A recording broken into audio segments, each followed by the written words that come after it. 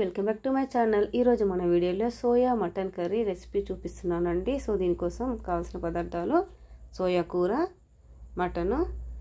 So ఇలా soya కూర అయితే తరిగి చక్కగా ఇలా ప్లేట్లో తీసేసుకోవాలండి. సో తర్వాత టమాటోస్, పచ్చిమిర్చి, ఆనియన్స్, కొత్తిమీర కూడా చక్కగా తరిగి పెట్టుకోవాలి.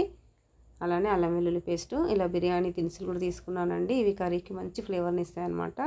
సో స్టవ్ పై ఇలా కుక్కర్ పెట్టి ఆయిల్ వేసేసుకొని ముందుగా బిర్యానీ దినుసులు, తర్వాత ఆనియన్స్, అలానే పచ్చిమిర్చి కూడా వేసేసుకొని మంచిగా దూరగా వేయించుకోవాలండి. సో ఇలా దూరగా వేగిన తర్వాత ఇందులో అల్లం వెల్లుల్లి పేస్ట్, అలానే పసుపు కూడా వేసి చక్కగా అలా కలిపేసుకోవాలి. సో తర్వాత ఆల్రెడీ మనం కడిగి పెట్టుకున్న మటన్ ఉంది కదండి, అది కూడా అలానే వేసేసి చక్కగా మిక్స్ చేసేసుకోవాలన్నమాట.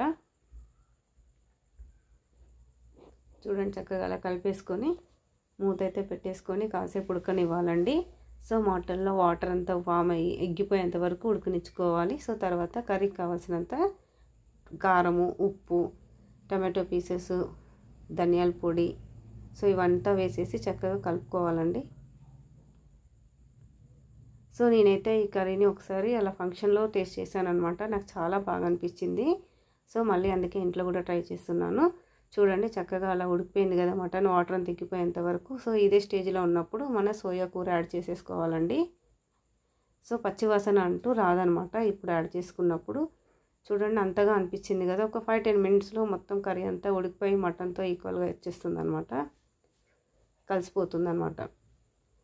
సో చక్కగా అలా కలుపుతూ ఉడికించుకోవాలండి. సో ఇందులో ఇప్పుడే పెరుగు కూడా యాడ్ చేసుకోవాలండి. సో పెరుగులోని పులుపు ఫ్లేవర్ అనేది మటన్కి మంచి టేస్ట్ని ఇస్తుంది. నేను మర్చిపోయాను. సో చక్కగా అలా కలుపుకొని ఉడికించిన తర్వాత మటన్ ఉడకడానికి సరిపడా వాటర్ యాడ్ చేసేసుకోవాలండి. ఒక 5-6 విజిల్స్ వచ్చేంత వరకు కుక్కర్ విజిల్ అయితే పెట్టేసుకోవాలి. సో చూడండి, మటన్ చక్కగా ఉడికిపోయింది. ఫైనల్గా అయితే ఇందులో కొత్తిమీర, అలానే గరం మసాలా కూడా యాడ్ చేసేసుకోవాలండి.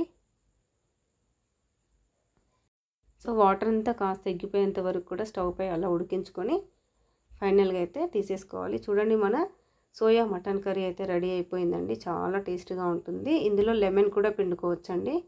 సో టేస్టీ మీరు కూడా ట్రై చేయండి మన సోయా కూర.